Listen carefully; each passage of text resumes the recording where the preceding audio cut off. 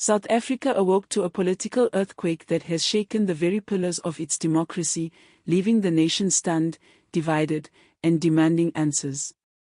By sunrise, headlines were blazing, social media was in complete turmoil, and disbelief rippled through the public as news broke that a former high-ranking African National Congress (ANC) official, once one of the most influential power brokers in the ruling party, had been arrested in connection with a massive multi-million rand fraud scandal. This was not just another corruption story in a country all too familiar with political betrayal, it was a moment that symbolized the deep, festering rot that has permeated the ANC and the government for decades. Just after dawn, the drama unfolded for everyone to see as cameras captured the surreal image of the disgraced former heavyweight being escorted out of a lavish estate north of Johannesburg by the Hawks, South Africa's elite crime-fighting unit. With his hands cuffed, his head bowed, and heavily armed officers on every side, his fall from grace played out live on national television, a striking image already being described as one of the defining moments in South Africa's political reckoning. Sources close to the investigation revealed that the arrest marked the culmination of months of painstaking inquiry into fraudulent contracts worth tens of millions of rand, all tied to community upliftment projects funded with public resources. Investigators alleged that large portions of the money simply vanished, funneled into a labyrinth of offshore bank accounts and shell companies linked to close associates of the former official. This was not petty crime. It was an intricate network of corruption, collusion, and kickbacks deeply embedded within the highest levels of government. Insiders say the suspect now faces multiple charges including fraud, money laundering, and abuse of public office, but behind those legal charges lies a far more explosive political truth. The arrest has reignited an intense national debate about the moral decline within the ANC, a party once celebrated for its heroic role in the liberation of South Africa from apartheid. During his rise within the government, the accused official was viewed as a rising star, a kingmaker, and an influential deal broker whose signature alone could build or destroy political careers across provinces and ministries. Yet over time, growing whispers about misconduct began to follow him, rumors of missing funds, questionable spending, and untraceable donations that cast long shadows over his public image. When President Cyril Ramaphosa assumed office with the promise to clean up government and restore integrity to the ANC, the official resigned quietly, claiming family reasons, though few believed him. Now, as the Hawks move in, it appears that suspicions long dismissed as political gossip may have been far more grounded in reality than anyone admitted publicly. Inside the ANC, turmoil is rising and panic has begun to spread. Spokespersons rush to release carefully crafted statements insisting that no individual, no matter how powerful, is above the law, but behind closed doors anxiety is mounting. Senior members reportedly fear that the investigation may open the floodgates, exposing a far larger network of corruption than the public realizes. One insider whispered that if investigators truly follow the money trail, more names will fall, and it won't stop with him. The Hawks seem prepared for exactly that. Their investigation is already expanding, quietly probing long-standing government contracts awarded to politically connected companies across multiple provinces.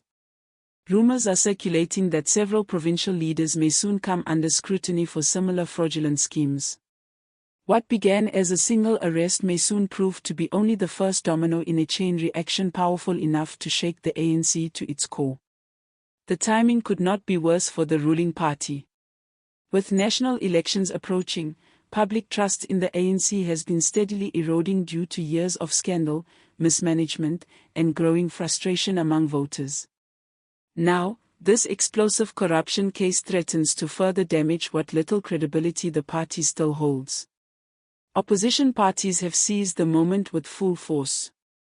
The Democratic Alliance, DA, and the Economic Freedom Fighters, EFF, unleash scathing attacks, accusing the ANC of being fundamentally corrupt. DA leader John Steenhuisen declared in a fiery statement, "This is not an isolated incident, it is part of a pattern, a culture of theft that has defined the ANC for decades. South Africans deserve accountability, not excuses." EFF leader Julius Malema echoed the sentiment, warning that this arrest was only the beginning and that the real looters were still hiding safely behind the curtains of political privilege. Their messages resonated powerfully across social media, where ordinary South Africans voiced a volatile mixture of rage, exhaustion, and bitter resignation. One viral post captured the national mood: "Every time they say they're cleaning up, another one gets caught. How deep does this go?" Outside the ANC headquarters at Luthuli House, protesters gathered with placards declaring "Enough is enough" and "Stop the looting," turning the arrest into a rallying cry for justice, transparency, and meaningful reform. For many, this scandal represents far more than political misbehavior.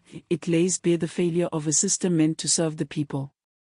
The Hawks have promised that the investigation is far from complete, with more arrests expected as forensic accountants follow the complex money trails across multiple jurisdictions. If convicted, the former official could face decades behind bars, but the consequences extend far beyond one man's fate. His downfall threatens to expose a deeply entrenched network of corruption that may reach into the very heart of the ANC's leadership. Emergency meetings are now underway within the party as leaders scramble for damage control. Some call for sweeping internal reforms, while others hold out hope that the scandal will fade before election season reaches its peak. Political analysts warn that the crisis could not have erupted at a more dangerous time for the ANC, which is already bleeding support. Even the faintest hint of further scandal could drive voters toward opposition parties in unprecedented numbers. One commentator described the moment as a political earthquake revealing cracks at the very top of the ANC, adding that the public is watching with a scrutiny unlike anything seen before. A party once associated with Nelson Mandela, hope, unity, and liberation now finds itself increasingly defined by greed, betrayal, and self-interest. For many, the scandal is yet another painful reminder of how far the ANC has drifted from its founding ideals. And yet, something feels different this time. The public mood is shifting dramatically. Citizens, weary of empty promises and repeating cycles of scandal, are demanding real, tangible change. They are no longer pacified by apologies or vague promises of reform. They want measurable justice and lasting accountability. The ANC now faces not only a legal crisis, but a moral one. Every new revelation chips away at what remains of its credibility, leaving the once revered liberation movement nearly unrecognizable.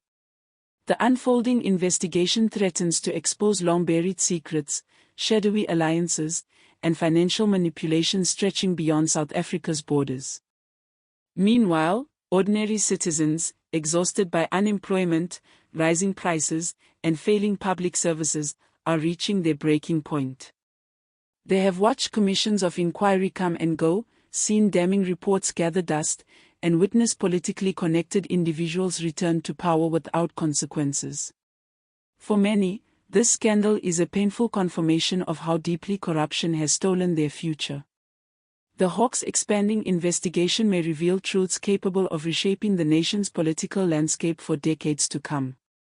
If fully exposed, the corruption could reveal an interlocking network of influence involving politicians, business elites, and international actors. As the country watches anxiously, each new detail brings both dread and hope: dread for what may be uncovered, and hope that perhaps, this time, the truth will finally bring justice. History is being written in real time, and the decisions made now will shape South Africa's path for generations. The fall of one powerful man may reveal the collapse of an entire system built on greed and deception. As the nation braces for the next chapter, one question hangs heavier than all the rest: will this moment finally break the cycle of corruption, or will the same patterns of denial, impunity, and political shielding continue until the country's democratic foundations crumble? The answer lies in what comes next, in the courage of investigators, the integrity of the judiciary, and the determination of citizens who have grown tired of betrayal. South Africa stands at a defining crossroads, and the choices made now will determine its future.